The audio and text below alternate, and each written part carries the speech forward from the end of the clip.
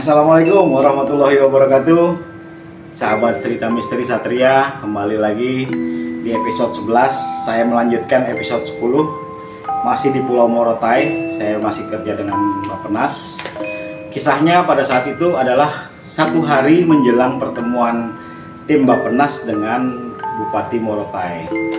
Nah, itu kita rapat lah ya, dari sore hari, dari jam 2 siang lah, jam 3 siang.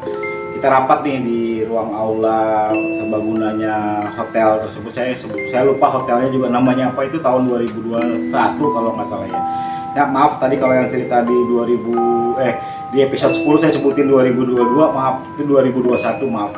Itu kejadian 2021. Itu kita rapat ya, selesai rapat sampai, karena rapatnya panjang dan jelimet lah, membahas karena Bappenas itu kan membahas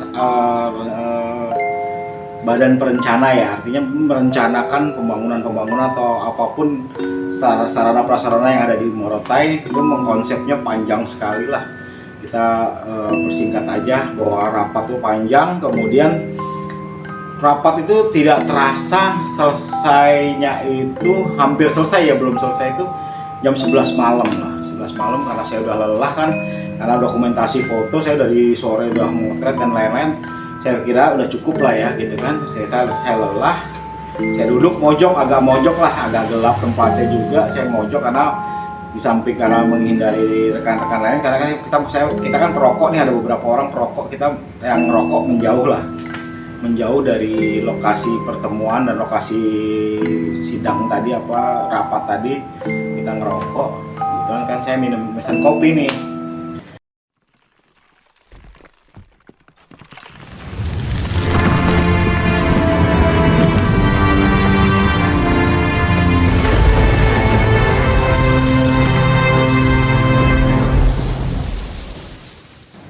Saya pesan kopi, karena saya tuh hobinya kopi dingin, walaupun malam hari saya tetap minum kopi dingin. Saya pesan kopi dingin, datanglah waitersnya kebetulan perempuan, tapi saya lihat sama karena lampunya remang-remang lah. Kalau ini kan masih agak terang, ini remang-remang lampunya, lampu zaman dulu, lampu Philips zaman dulu yang masih bohlam gitu, remang-remang jadinya. Saya cuma sedikit melihat bahwa perempuan yang datang itu mengantarkan tuh rambutnya agak panjang sedikit segini, kemudian dia pakai baju putih, kemeja putih dengan rok panjang, celana panjang hitam, sepatunya juga hitam. Terus datanglah menyerahkan kopi tersebut di meja. Terus sebelum menyerahkan kopi itu saya nanya-nanya, "Mbak, kok sampai malam nggak capek apa shift ini?" "Wah enggak Pak, biasa, saya juga rumahnya deket di situ." "Rumah saya di mana? Emang ada rumah deket sini?" "Itu Pak, di sana ada kampung," katanya bilang gitu, dia ngomong. "Deket lah di sana." Dia nunjuk ke arah sana, saya lihatin gelap banget kan. Saya pikir, berani juga nih orang perempuan sampai malam gitu kan sana. Oke, ngobrol-ngobrol, ya ngalor gitu, ngobrol-ngobrol aja. Terus saya ngerokok dan lain-lain, ngopi.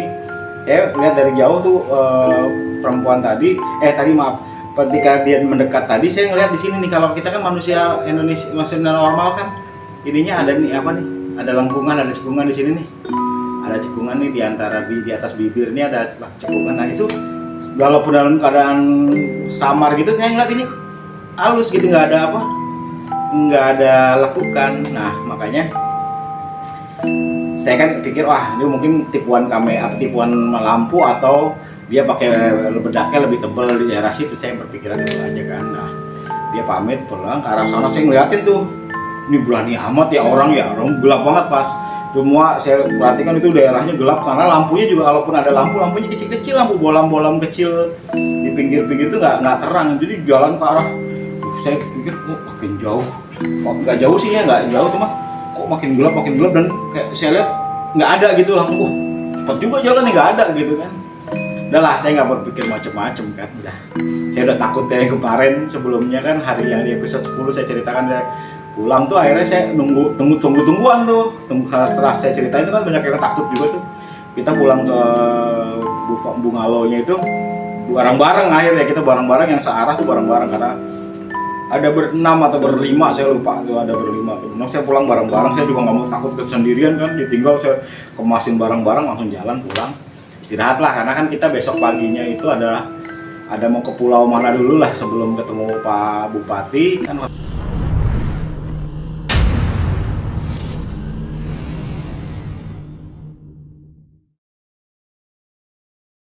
Ketemu Bupati sore, kita harus pagi-pagi harus ke pulau lain lah, dekat Pulau Morotai itu ada pulau yang kita harus kunjungi.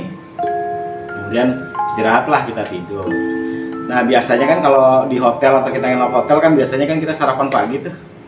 Sarapan pagi kita saya habis sholat subuh, terus kemudian jam 6-an atau setengah 7 tuh saya duluan lah, lapar banget karena lapar banget lah gitu kan. Saya datang duluan sarapan. Ya, saya liatin, wah siapa sih pemimpinnya di sini atau koordinatornya waiters tadi kan. Saya tanya tuh, ada satu orang laki-laki dengan baju berbeda, saya pikir dia kan koordinatornya atau supervisornya lah. Saya tanya, Mas maaf, Mas di sini apakah tega mempekerjakan perempuan sampai tengah malam? Perempuan Pak, Bapak lihat nggak, perempuan tuh cuma itu Pak. Jadi dia nunjukin ke saya, perempuan cuma 2, emang ada pegawainya di sana tuh perempuan cuma 2. Dan saya lihat beda sekali sama yang saya lihat semalam. Malam ada Pak, gini-gini. Ya udah langsung, Bapak pasti ditunjukin rumahnya di sana ya Pak, dia bilang. Jadi dia udah ngerasa tuh Bapak itu udah sering kan itu mencoba. Iya Pak, iya Pak, kita lihat nih Pak. Langsung saya diajak tuh sama ya supervisor atau apalah di situ. Pokoknya dia leadernya lah di situ. Diajak lah, ayo Pak, sampai nggak apa-apa? Enggak, udah saya jalan kan. Nah, agak jauh juga sih memang jaraknya, kira-kira dari lokasi itu sekitar 100 atau 150 meter lah ya kira-kira dari lokasi. Jalan ke sana kita lihat, ditunjukin lah. Bapak ngeliatnya di sini kan, nggak adanya di sini kan? Iya. Bapak lihat itu apa? Jadi ada kayak gundukan batu gede, batu sih memang batu gede, tapi di bawahnya ada bolongan gitu. Bapak yang Bapak lihat lagi apa lagi? Dia bilang gitu. Di sini kayak ada. Nah iya Pak, benar itu adalah. Dia nyebutkan namanya, saya lupa, pokoknya nama-nama logat-logat Filipina gitu, bahasanya bahasa Filipina, saya lupa namanya Ana atau Lisa atau siapa, saya lupa. Pokoknya yang jelas dia menyebutkan nama itu adalah nama Filipina, orang Filipina. Makanya orang Melayu lah ya, saya bisa Melayu, Filipina kan apa saya lupa. Pokoknya namanya seperti itulah. Bapak bertemu dengan suku asli Morotai, dia bilang begitu. Itu adalah suku asli Morotai. Cuman maaf Bapak, suku asli Morotai itu sudah lama tidak ada. Artinya itu adalah makhluk gaib atau makhluk astral yang memang selalu hadir ketika ada tamu-tamu gitu. Jadi menampakkan diri walaupun cuma 1 atau 2, dan mereka tidak seperti serem-serem. Dia biasanya menyerupai orang atau dia memunculkan dengan wujud aslinya. Nah, suku tersebut adalah suku asli atau penduduk aslinya Pulau Morotai sebelum ada masuk orang Indonesia transmigrasi atau apapun. Itu sebelum masuk orang-orang asli kita, orang-orang Maluku, orang-orang Sulawesi yang datang ke sana, itu adalah suku Morotai, asalnya dari Filipina kan.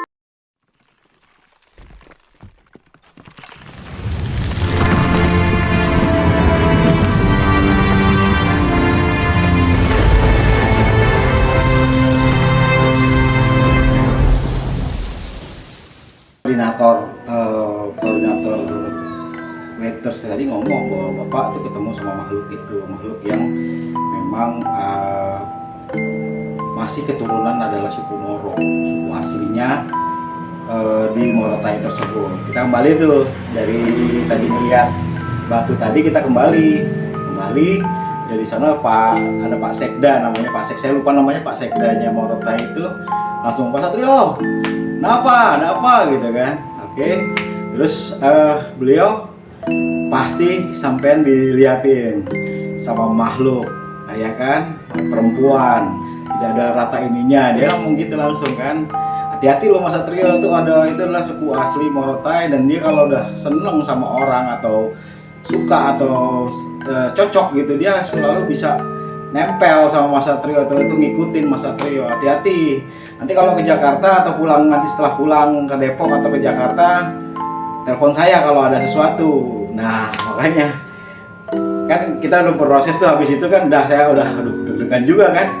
Terus kita mulailah kegiatan, ketemu Pak Bupati, sore itu ketemu Pak Bupati, kita singgah di rumah Pak Bupati, kemudian malamnya kita membuka turnamen yang ada waktu saat itu, ada turnamen sepak bola Persatuan Sepak Bola Morotai dengan, saya lupa dengan lawannya siapa, udah pulang, terus kan besok paginya kita pulang. Nah kita pulang, saya juga pulang dengan nggak ada gangguan apa-apa. Nah kebetulan sampai di Depok itu udah sore menjelang maghrib itu, karena kan kita naik pesawat terus kemudian panjang ya, karena naik dari Morotai itu kan si transit. Kemudian sampailah di Jakarta, sampailah di Depok, dan sampai di Depok tuh saya dengar kabar bahwa istrinya sahabat saya, teman SD saya itu wafat, meninggal dunia.